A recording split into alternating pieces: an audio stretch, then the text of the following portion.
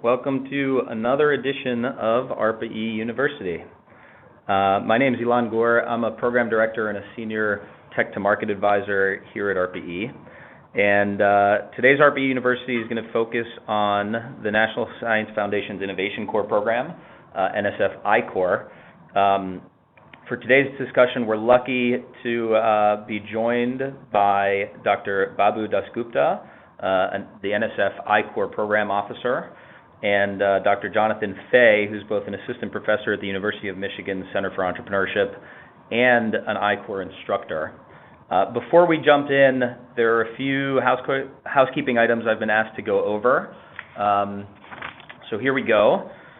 First, slides from the presentation and a video recording will be made available on the ARPA-E website within the next week, so have a look out for that. More importantly, if at any time during this presentation, at any time, you have questions that you would like to pose to any of the presenters, please submit them, and we prefer you submit them using the Q&A box on your WebEx screen.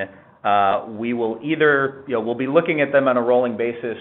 We may tee some up for the end. At the end of the formal presentation, we will have some time for a Q&A session, so you're welcome to ask a question in real time or keep them for the end. Finally, if you're experiencing any technical difficulties, please contact our technical representative for assistance, ideally using the chat function. So with that, we will jump in. I think we have an agenda slide here. I'm going to give a little bit of an introduction on ARPA-E and specifically our Technology to Market program, which will very quickly point to the reason why at ARPA-E we find NSF's I-Corps program to be very valuable and a great contribution to the ecosystem of folks who are trying to drive research and innovation to impactful commercial outcomes. In 2013, ARPA-E actually partnered with NSF for a pilot program which allowed several ARPA-E teams to go through the rigorous I-Corps curriculum. And so we'll talk a little bit about that, the experiences in that program. We'll hear from Dr. DasGupta about the I-Corps program itself, what it's all about, what they've learned so far, and then from Dr. Fay about a specific version of I-Corps which will be run at the University of Michigan, specifically related to energy technologies. And again, we'll have some discussion in Q&A at the end. So just a quick introduction. I don't think most folks probably don't need an introduction to ARPA-E. We've been funding transformative energy technologies here at ARPA-E since 2009. And this is sort of a snapshot of our mission, which is really to support non-incremental, sort of game-changing technologies that can lead to substantive impacts out in the commercial sector, either to reduce our dependence on foreign energy imports, to improve energy efficiency in the U.S., or to reduce emissions related to energy use. And one of the conversations that we are constantly having at ARPA-E is the question that, our mission is to support research and R&D, and yet we really want to make sure that the research and R&D we're supporting has the potential to make a transformative impact in the marketplace. And so what do we do? How do we position our technologies to be most successful at making that impact? In 2011, we started an initiative which we call the Technology to Market program, and it was basically motivated by the following observation, which is, this is one definition of innovation that we find very compelling here, people creating value through the implementation of new ideas. And what we found is that when we talk about research, both from a funding agency perspective or a researcher perspective, oftentimes the focus ends up really being on those new ideas. But if we look at this definition, there are other very valuable components of driving innovation, right? We're talking about people creating value and through the implementation of those ideas. And so our realization at ARPA-E was if we just focus on the ideas, we may not get the impact that we need. We also need to focus on these other elements. So we've constructed a program at ARPA-E. This is sort of a picture of what ARPA-E from a technology perspective and what our process for funding projects look like at ARPA-E. We have program directors like myself who come in and identify white space, new opportunities for technology to make an impact in the energy sector. We then come up with a thesis of how some new approach or set of approaches could make that impact, and we create a funding program. We put out a solicitation, we get proposals from across the country, and then we select projects and manage their development, generally through the lens of what is the disruptive technology. And in our Tech to Market program at ARPA-E, what we've done is we've established sort of another wing to the agency here at ARPA-E and to the scope of work that we fund in our projects, which is to say, in addition to the technology and the ideas, let's look at this whole process through the lens of how those technologies and that research will be positioned to the market. And so, again, it's about the value, the people, and the implementation. When we talk about value, we talk about markets and techno-economics. Does this research have a chance to pencil out? Does this technology have a chance to pencil out and actually be compelling from an economic standpoint somewhere down the road? It doesn't have to be immediately. We're talking about research, but it may be 2 or 3 steps down the development curve. Does the research team have the right people involved in terms of people addressing the technical risks, but also addressing the tech-to-market risks, and getting feedback from the industry in terms of who's going to be the partners or the handoff customers that will actually take it out of the lab and continue to develop this towards industry use. And then implementation, do our teams, does the ecosystem have the skills and resources to actually do this, to drive ideas from the lab to the market? When I came into ARPA-E in 2011 and we started thinking about this idea of the need for a technology to market program, one of the key pieces specifically was how do we get our researchers to be better informed at what the real problems they need to solve for their technology are through the lens of industry. What's the problem you're trying to solve? And not just thinking about how your technology is a great solution, but why is it a great solution? And what could you change to make it a great solution? And in thinking about ways to bring that commercial lens to bear in our projects, we happened to stumble on a program that NSF had just launched called I-Corps. And I still remember sitting here at ARPA-E saying, wow, NSF really just nailed this. They really have put together an amazing program to help do that. And literally about a week later, we walked over to NSF and met with Babu and said, Babu, how do we get ARPA-E involved in this? And so that's what's led to our collaboration around I-Corps. And with that, I'd like to hand it over to Dr. DasGupta, to Babu, to tell you about what I-Corps is, what it's all about, and give you more of a sense of why it was so compelling to us at ARPA-E. So Babu, I'm going to hand it off to you, and let's have you take it from here. Okay, thank you very much. Sorry if I sound pretty hoarse because I have a cold or allergy. I have no idea what happened. But anyhow, so we launched the Innovation Core, or the I-Corps program, in July of 2011. And it started when Dr. Subra Suresh came in as the NSF director. Well, since then he has left, and now he's the president at Carnegie Mellon. And so he started the program. And, you know, if you look at the genesis of this I-Corps program, what happened was in 2011, we were running a program called Accelerating Innovation Research, or in short, it was called AIR. You know, that's the acronym. And the purpose of that particular program, even to this day, continues to be that we fund enough, you know, to the PI, about $200,000, $300,000, and enable the PI to bring the fundamental research to the brink of commercialization. And then after that, we pretty much, you know, didn't pursue anything. So when Dr. Subra Suresh came to NSF, he said, you know, I really like this idea of having this fundamental research being brought to, you know, the brink of commercialization. How about if we provide them with a mentor now? You know, a mentor with desirable expertise, you know, someone who has had the experience of translating research to the marketplace, someone having the domain expertise, and see if the PIs are interested in taking the research to the marketplace.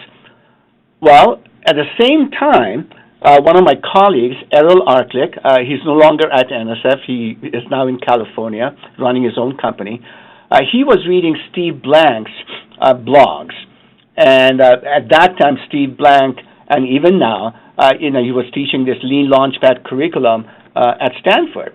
To make a long story short, Errol and I got together, and we met with some other colleagues at NSF, and we said, hey, you know what?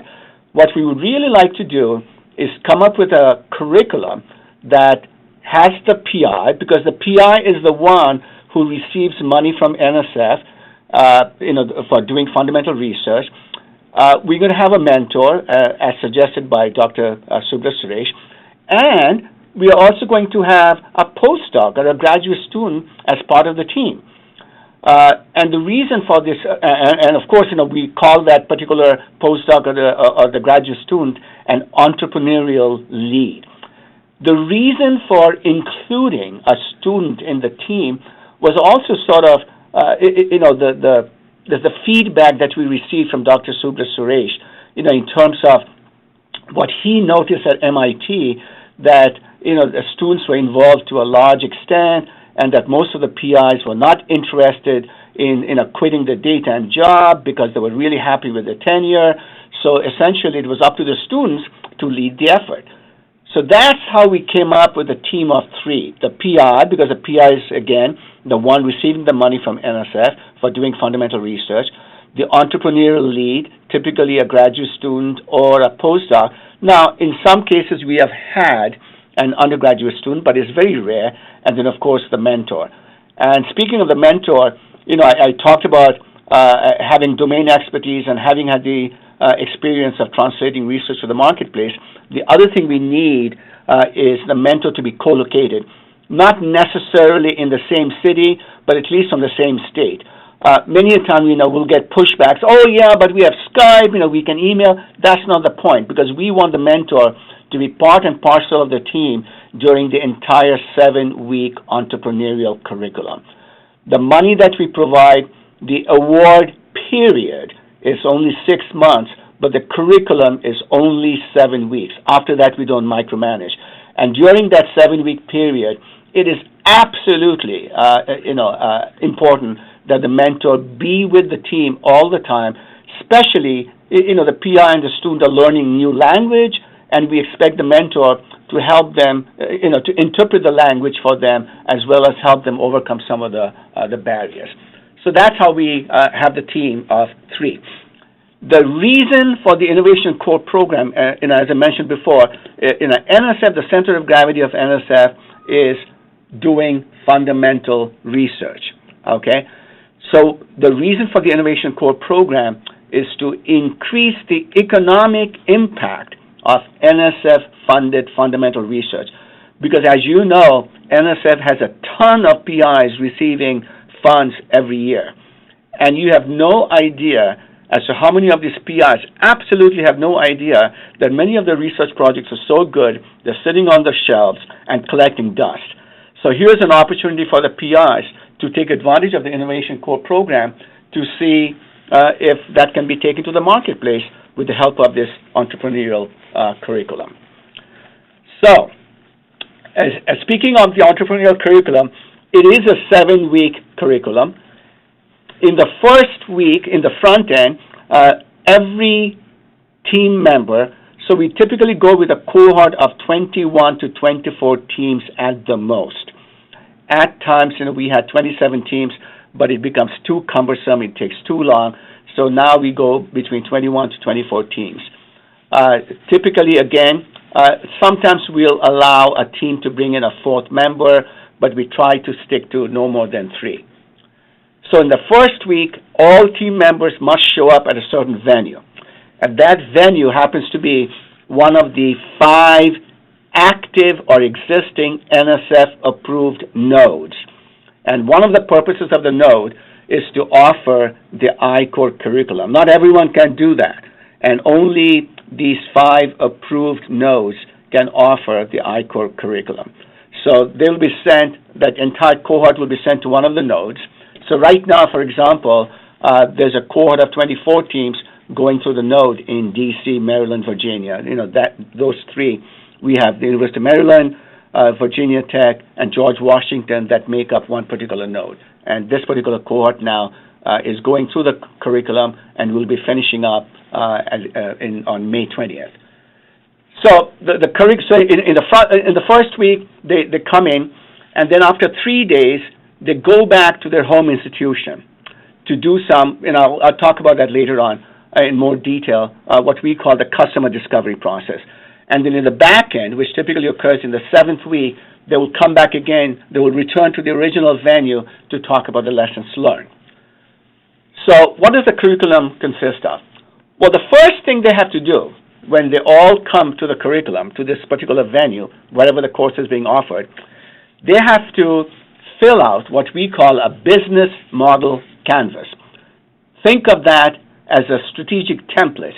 And, if you read my slide, you will see what is a business model. It's how a company creates value for itself while delivering products or services for customers. In this particular curriculum, we do not talk about a business plan. We do not talk about financial structures. We do not talk about corporate structures. Instead, we focus on the business model canvas. And as you can see on my slide, the business model canvas has 9 buckets. And number 1, right in the middle of that, is called value proposition. And number 2 is what we call customer segments. So those are the 2 most important components that we want these teams to learn about.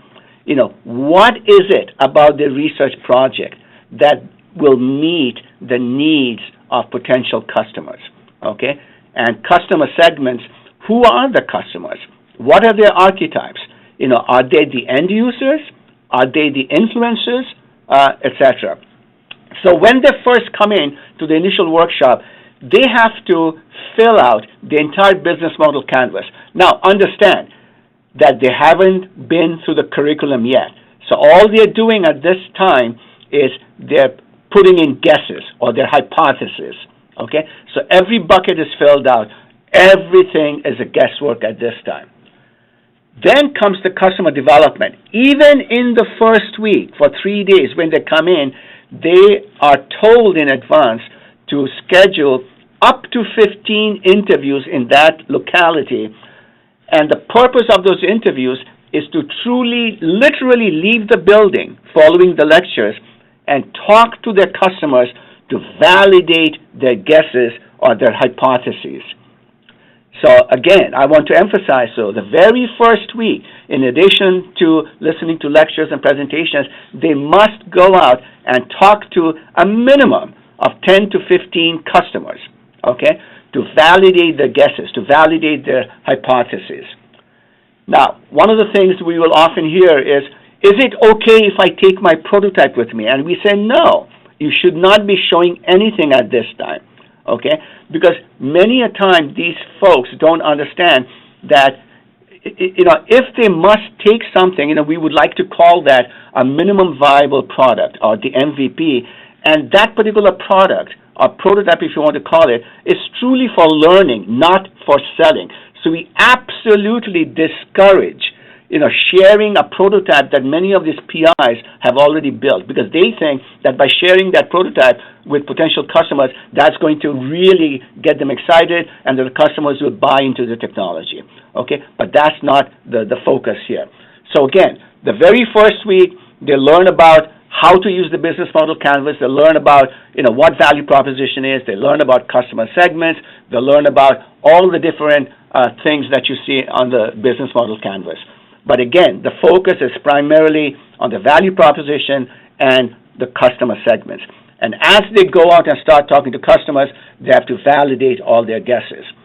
Now, then they return for 5 weeks to their home institutions. And this 5-week period is extremely critical. Why? Because at that time, we expect them to literally leave the building, the entire team, for 10 to 15 hours per week. Doing what? Talking to customers. Because understand, and I'm sure you're aware of this, that facts don't reside in buildings. They're outside the building. So if they must validate their hypothesis, they need to get out of the building and talk to all the customers. Now, Another requirement of the I-Corps program is we expect the teams to talk to a minimum of 100 customers. Now, some of you might think, are you crazy, 100 customers? Well, you know what? Many of these teams are so green that oftentimes it takes about 30 to 40 interviews just to know what questions to ask. Okay? So teams that have gone through, and I'll talk about how many teams have completed the curriculum later on, but the teams that do really well are the ones who always get close to 100 or exceed 100. Because the more customers you talk to, and the other thing you have to understand, as they start talking to customers, we want to know certain things. We want to know whom did they meet, what did they learn, what are the next steps. And if you do nothing but those three for 5 weeks, you will have learned a lot. So again, whom did you meet, what did you learn, what are the next steps? Okay? So 10 to 15 hours a week, we absolutely require that everyone leave the building. In-person interviews absolutely are desirable. We don't like Skype unless your customer is very, very far away. In addition, during the 5-week period, we also expect the teams to attend a WebEx session for 3 hours a day where they present, based on the customer interviews the prior week or that particular week, they will present some of the things that they learned. So again, what we want to hear from them during the WebEx session is some of the insights. What are some of the things that they learn from talking to customers? We also tell the teams that, look, when you leave a certain customer, make sure that you try to find out if they can refer you to someone else.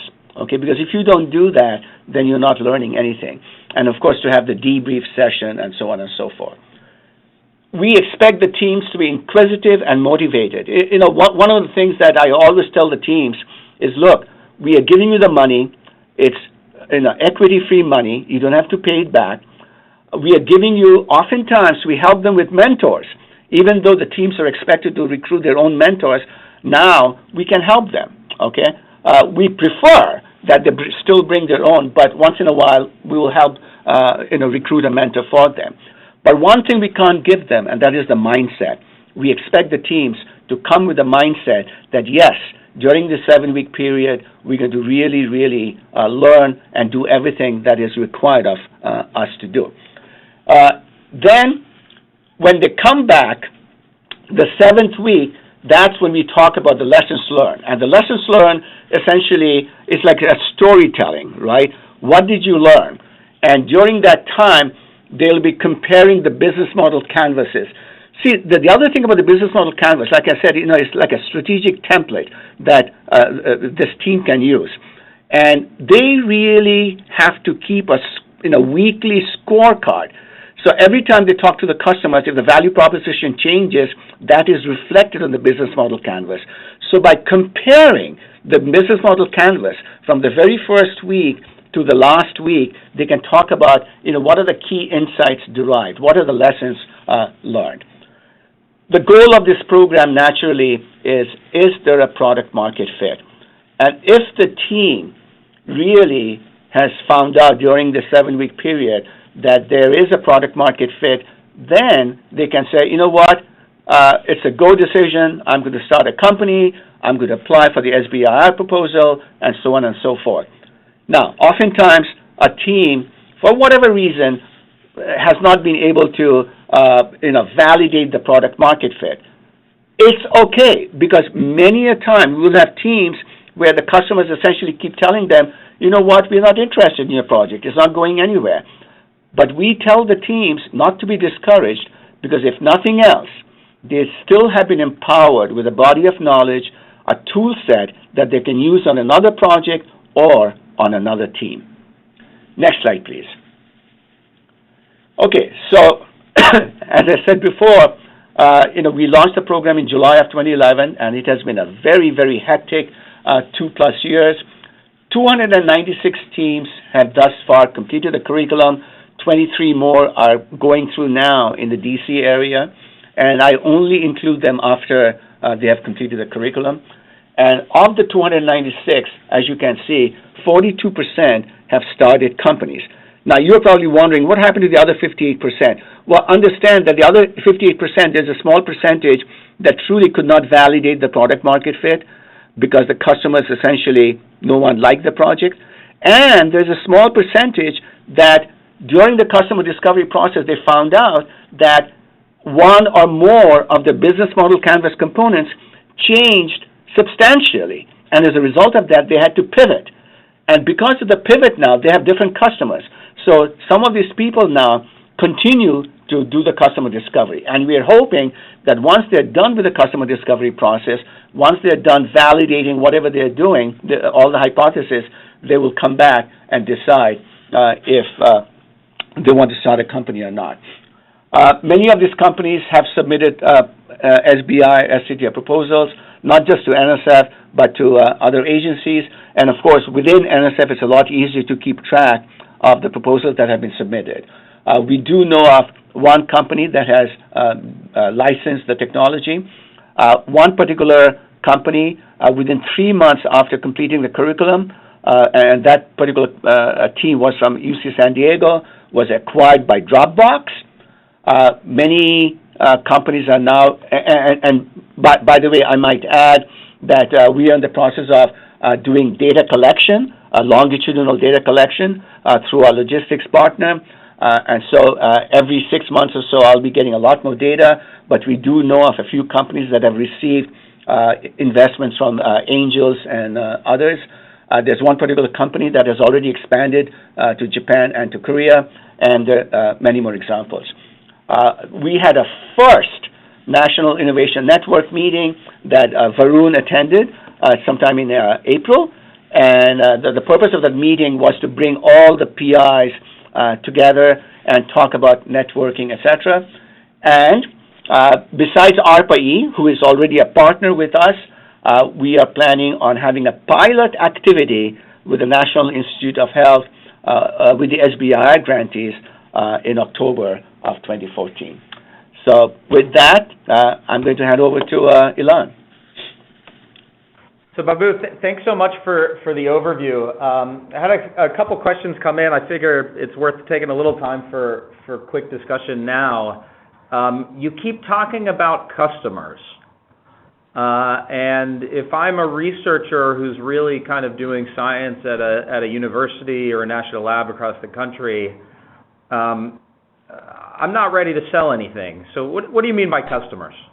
Who are these folks going to talk to, and in what ways are they customers? Okay, so when we talk about customers, we talk about customer archetypes. Like within an organization, you can have an end user, you can have a influencer, you can have a recommender, you can have the decision maker. So the value proposition for each of these people is going to be different.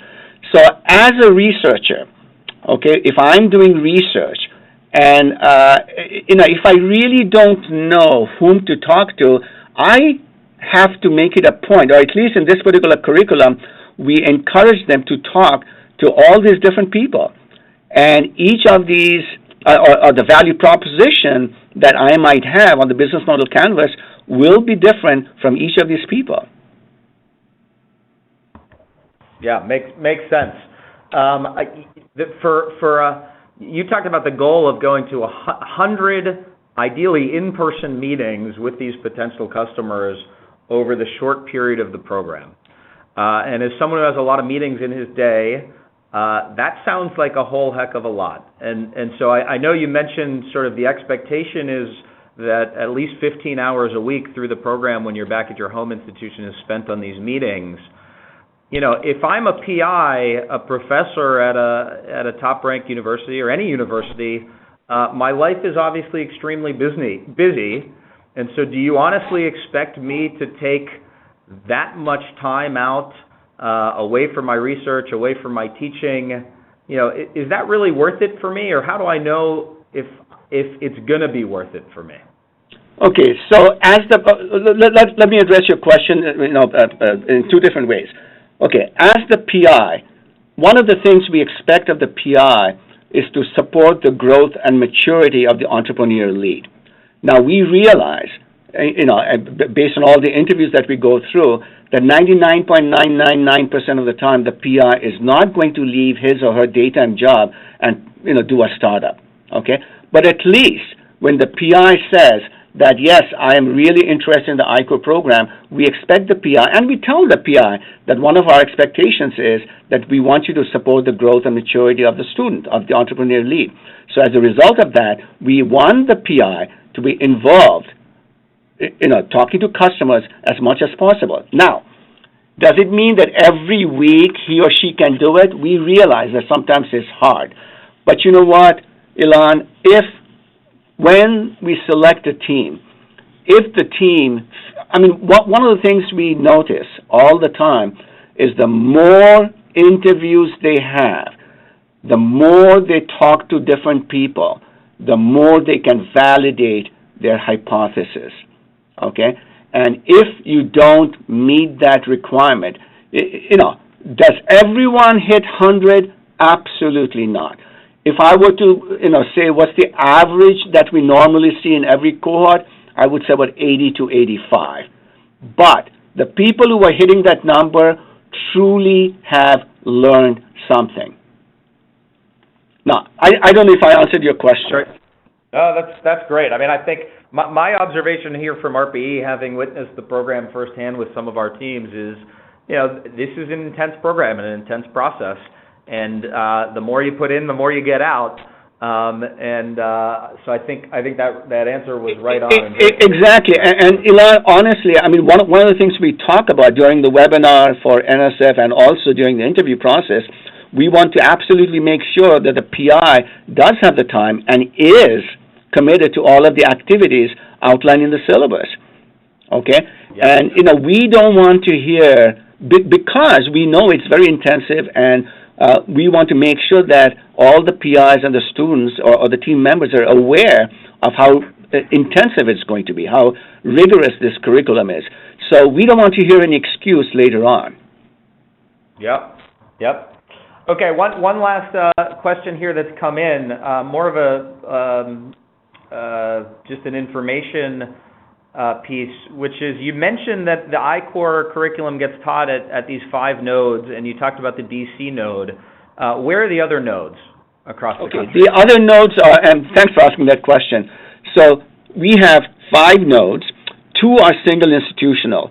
So Georgia Tech is one, and the University of Michigan, and Jonathan Fay is on the line, so he can talk more about that. And I talked about the DC Maryland node. The other one is in the Bay Area, comprised of Berkeley as a lead institution, UC San Francisco, and Stanford. And the other one is in the New York area, CUNY as the lead institution, along with New York University and Columbia. Okay, so that's some more information about the nodes, and hopefully folks on the line feel like they have a good sense of what I-Corps is about. Thanks, Babu. We're going to get right back to you here. I want to just quickly give a quick perspective. I mentioned that we sort of, at ARPA-E, went banging on NSF's door saying, let us into this program. We think it's going to be very valuable. And we had the chance to run a pilot program through an MOU that was signed between the leadership of NSF and ARPA-E. And just as a test, we said, well, why don't we scan all of the projects that ARPA-E has funded and open it up and provide a chance for some of the ones that seem like the best fit for such a program to go through the program. And let's see firsthand kind of what these teams will get out. And so I've got just on the slide here to see the range of projects that went through. These were projects from all over the country, different institutions, different technology areas around ARPA-E. So we had an engine technology, a battery technology. These programs were at slightly different stages of development. And yet they all basically sat down in an NSF I-Corps curriculum with a cohort, as Babu described, of about 20 or 25 other teams that were doing a variety of technologies. And I wanted to just quickly mention what we saw through our involvement. This is now, I'll say, this started as a pilot program where we did these 5 teams in one cohort, and we're now running this as a continuous program. And so ARPA-E funded teams are now eligible through us to participate in I-Corps. What we found, again, at ARPA-E, we don't want to be funding research in the vacuum. We want to be funding research that is really positioned to make a strong commercial impact. And what we found is that I-Corps, more than anything, was an unbelievable opportunity, but also a bit of a forcing function for teams that we were funding to say, okay, we might be making phenomenal technical progress, but let's stop for a second for this 6-week period and really ask ourselves, if we're wildly successful at developing the technology we set out to develop, is it actually going to mean as much to the marketplace and make the impact that we think it might? And it was intensive for these teams. They felt like they were not able to do as much in the lab as they wanted to during this period, but what they were able to do was get out there and meet tons of folks who really understood, if, in the case of an engine, how does the industry actually go and buy engines? What are the purchasing cycles? What are the qualities they want in an engine for different applications? And a number of these teams learned that what they thought was very compelling of their technology actually, for many people, wasn't the most compelling aspect, or where they thought this technology would end up in terms of a use case actually probably wasn't as good a fit as something else. And so just that fundamental idea of a research team being able to, as Babu says, very loudly and strongly, get out of the building and be able to run a different experiment, right? This is not an experiment about, will the next piece of our technology work in the lab? This is creating a hypothesis on why that technology will be valuable, and then running the experiment outside the lab, talking to experts from industry on, if it works, will it matter? And what do we need to do to develop it in such a way where it will matter?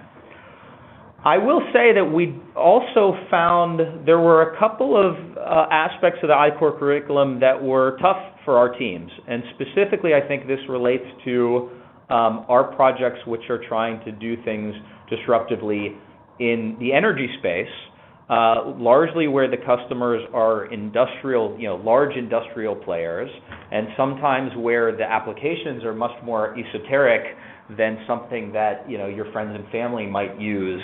A new diabetes monitor, or we all know people who are interacting with a lot of technologies. You don't know many people in your everyday life who are purchasing superconducting wire and putting them into wind turbines. And so I wanted to mention a couple of things, and I think this will tee up some remarks by Jonathan at University of Michigan.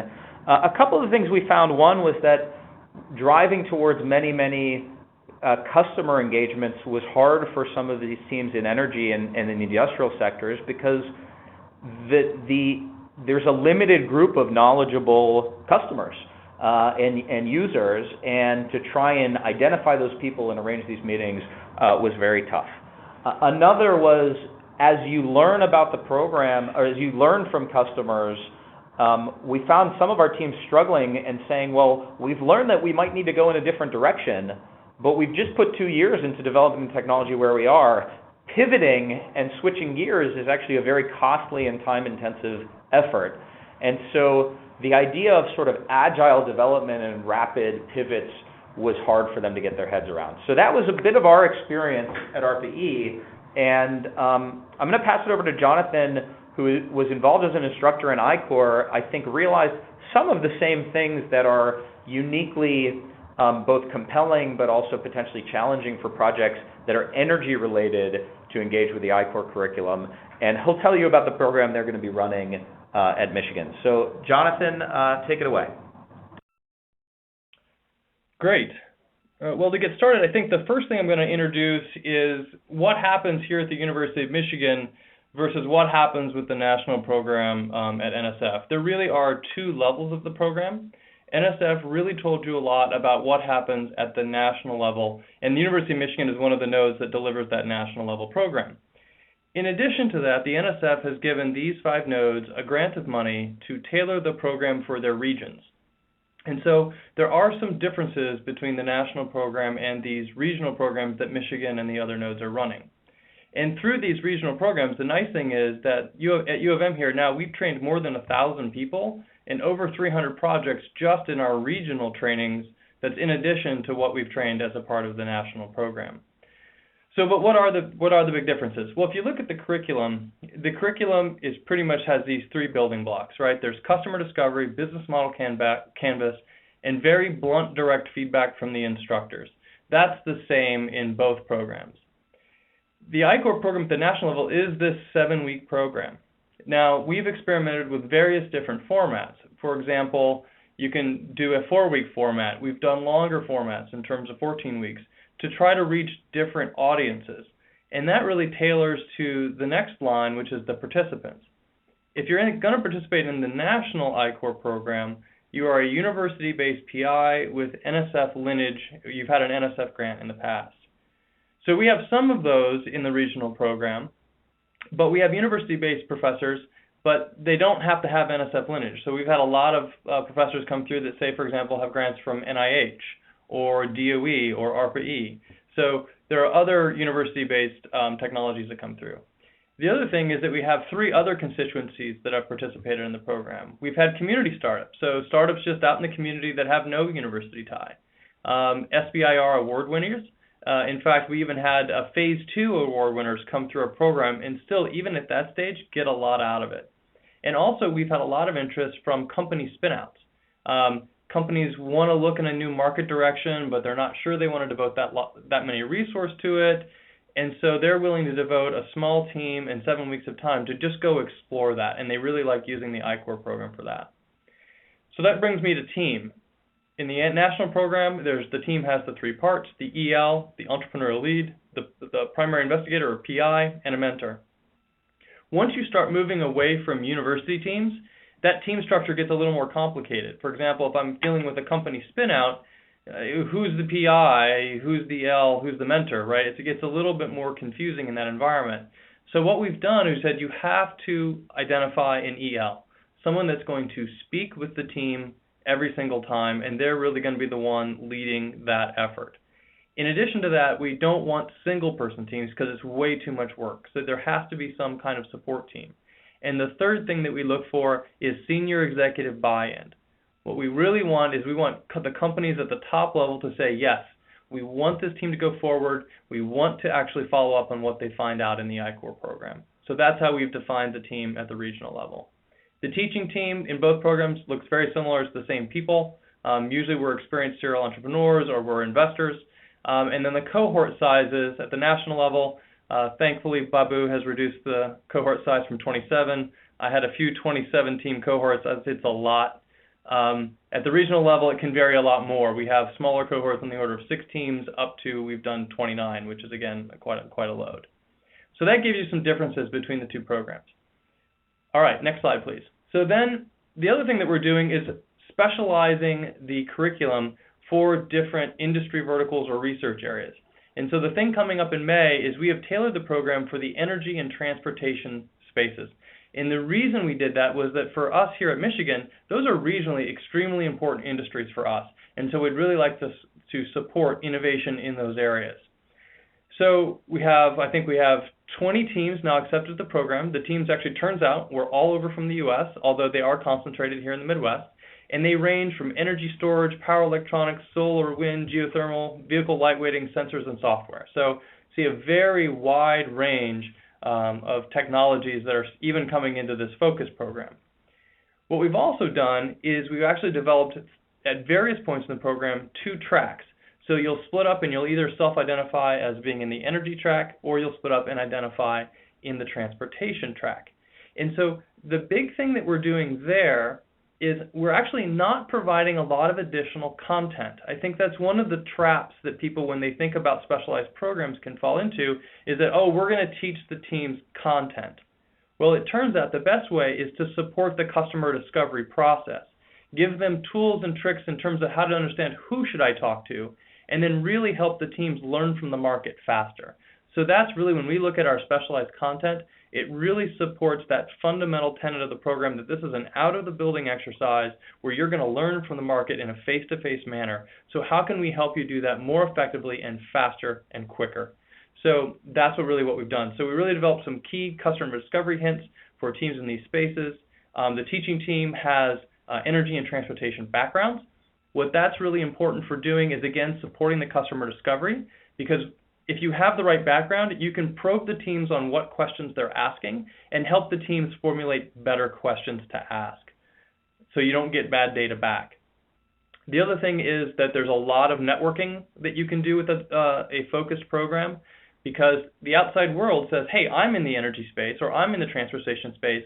Hey, I want to come where there are a lot of innovative teams, so I'm willing to devote time to come for that. And we've seen, like, we held a networking reception on the second day for this program. We've seen tremendous interest from all of the large industry players around and a lot of the startups in the region to come to that networking reception. So that's great. And then the other thing that you can do is give teams a little bit of a roadmap in terms of, hey, you got to think about what's going on in public policy. You got to be aware of the regulatory environment, because those are not things that PIs in the lab normally think about, and those can be big drivers depending on what you're doing. So that is really how we've shaped that energy and transportation program. If you'd like to know more, we're really happy to share what we've done.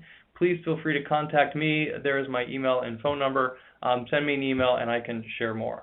But at this point, I'd rather just take questions and hand it back to Ilan. That was great, Jonathan. Thanks. So if I heard you correctly, you did a couple of things here to sort of tailor the program for energy that I think are important. One is, as you said, being able to support the customer development process by helping with the networks and finding the customers. That was certainly one of the challenges we saw in our pilot. But also the idea that the customer development or generally the knowledge building around the industry in the energy space also largely involves a policy and regulatory standpoint. And I think that's a critical piece of this as well. I'm just looking at the questions here. We've got one question that says, for ARPA-E awardees without student involvement, who serves as the entrepreneurial lead? And so I think this is, I'm going to put this ultimately to you, Jonathan. You raised a good point, which I'm not sure was clear, and so let me make it very clear.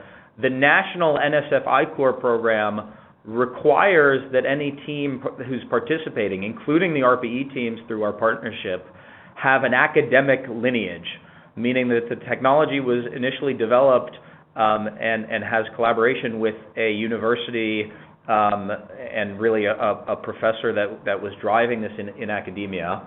The nice thing about the regional nodes, such as the University of Michigan node, as Jonathan described in his sort of comparison chart here, is that that's no longer a restriction. And so any team that's fundamentally developing research and science into a technology and wants to go through this process has a chance.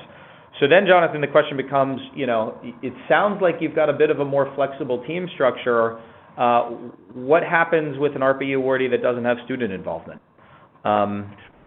Right. So most of our SBI awardees that have come through, there is no student, right? It generally turns out that the EL tends to be a project manager at the company, kind of a younger guy, hair on fire, wants to do something new, wants to really get out there, and then they're supported by, say, a senior executive and maybe a larger team behind them. So that tends to be the archetype of the EL for the SBIR awardees that we've seen in the past. So the entrepreneurial lead is generally just the person who's really driving this customer development process and discovery process in a targeted way. They sort of own it, and they've got a team supporting them around them. Is that right? That's correct. And in fact, for the smaller SBI awarders, that actually does tend to be the CEO. Right. So okay, we've had a number of cases where that is the CEO. And Babu, just to clarify, for the National I-Corps program, does the entrepreneurial lead have to be a student? Yes, the entrepreneurial lead, 99.99% of the time, is either a postdoc or a graduate student. A graduate student who is done with all the coursework and is ready to graduate. And yes, we do expect the entrepreneur lead to truly, truly lead the effort. Great. I'm going to ask a question that I have because I think it'll help give some folks perspective. We just have about 5 more minutes here as we wrap up. I'm curious to hear from at least Babu, but maybe both of you. What's an example of a time where you've had a team come into I-Corps and it just didn't work out? Not that they went through the customer discovery process and realized it wasn't a good product market fit, a technology market fit. Babu already talked about the fact that finding out that your hypothesis was wrong is a productive and positive outcome.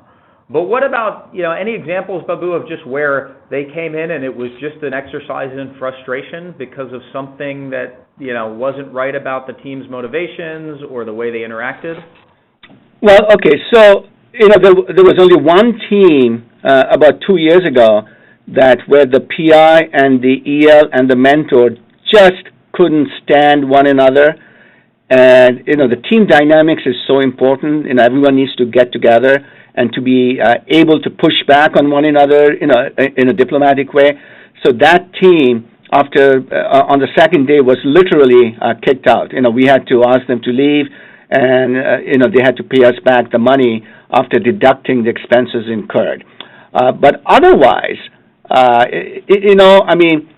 when we talk about go, no go on the very last day of the National I-Corps curriculum, of those who really make a no-go decision, the PIs are a little frustrated because, the PIs have spent so many years working on this project, and they thought that they had all the answers, but now all of a sudden they're being told, hey, you know what, your project isn't going anywhere. A good example was this student from Notre Dame. And Ilan and Varun, you guys were in Arlington with your 4 teams, and there was this one particular team from Notre Dame where the PI, he thought he knew all the answers, but guess what? The team went through everything, and it was truly, they found out every time they talked to different customers, there was absolutely no product market fit. Finally, the PI bought into that. He was a little sad, but he understood. The EL, on the other hand, who was a postdoc at that time, went back to Notre Dame, and now he's teaching a course on entrepreneurship. Yeah, that's great. I figure there must be at least one story out there like that. One of the things that we learned through the pilot was that because the program is very intensive, we found it actually does sort of test the relationships between the PI and the entrepreneurial lead and the mentor. A couple of the projects that we put through the program had already thought pretty seriously about doing a spin-out company, and going through an experience like this, rather intense, where you're struggling with the existential questions of what is it you're going to build in a company. What we found is that forces some hard conversations and some important conversations. So I think that's another piece of value. Jonathan, any perspectives there on issues or things that don't work so well, or on the team dynamic? As an instructor, I can certainly talk about the issues that we see, especially early on. The biggest one that we see with teams is they just are going out and trying to validate what they think they already know. And so they tend to ask very narrow questions or stilted questions to known customers, and when they get back the expected answer, they're like, yay, we know what we're doing and we're going to charge ahead. And so the teaching team has to pull them back and say, no, you're asking the wrong questions.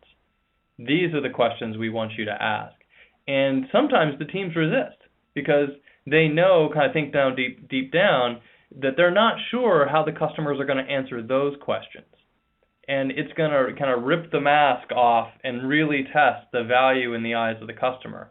And that's a very scary thing for people, but that's a valuable part of the program, is to get that feedback.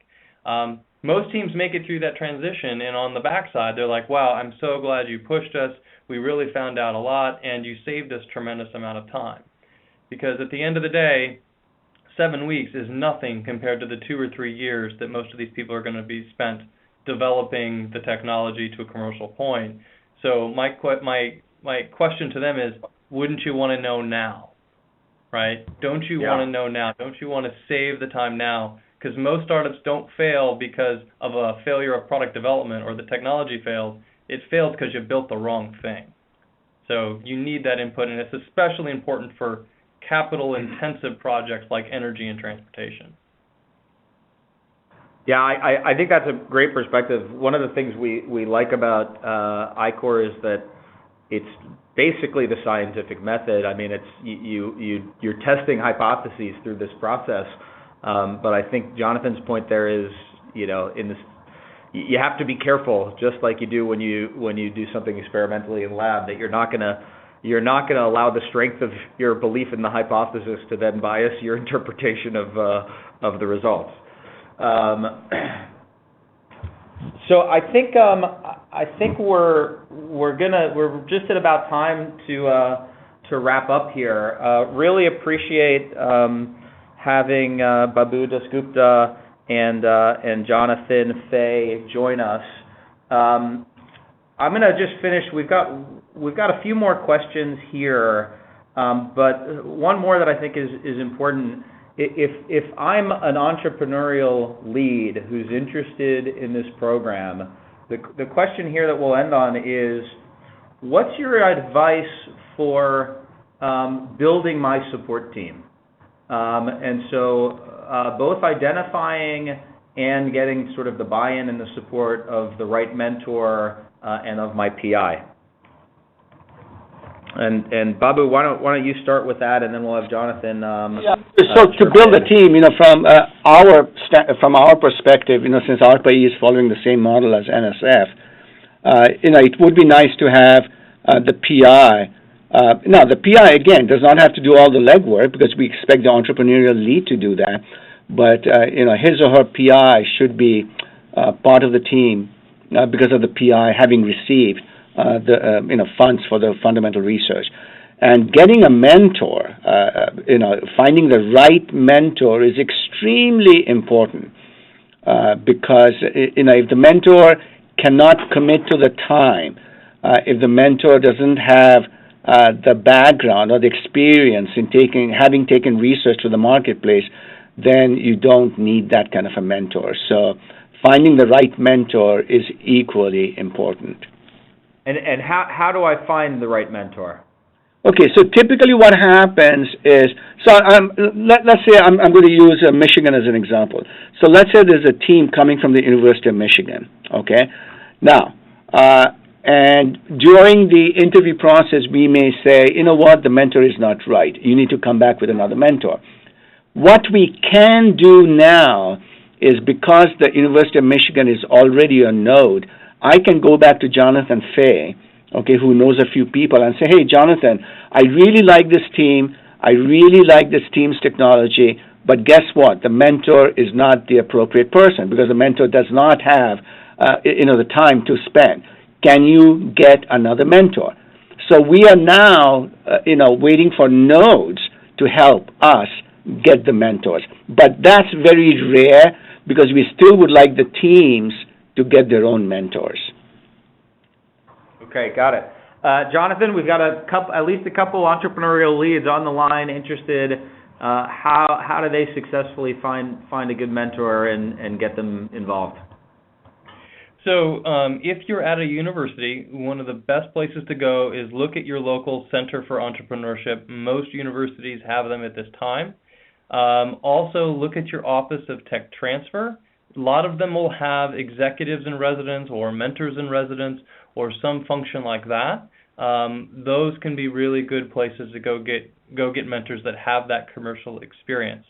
One caveat to that is sometimes Tech Transfer Office will try to give you a licensing specialist. That's not really who you want. You want somebody that actually has built a technology business in the past. So make sure you kind of ask about their background. But Centers for Entrepreneurship and Tech Transfer Offices are trying to provide some of those services. Okay, thanks so much. That's all the time we have for now. I'd say if anyone on the line Certainly if you're an ARPA-E awardee and you're interested in I-Corps, best place to start is ask your program director or your tech to market advisor. We'll sort of shepherd you into learning more about the program. If you're not at ARPA-E, you got some information from the Michigan node. There are 4 other nodes and the national program at NSF. There's some links here on the screen to find out more information about those and engage. And thanks for everyone who joined us, and thanks again to Babu and Jonathan.